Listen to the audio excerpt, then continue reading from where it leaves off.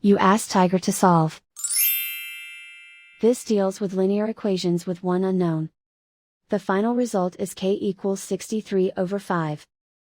Let's solve it step by step. Group all constants on the right side of the equation. Add 3/5 to both sides.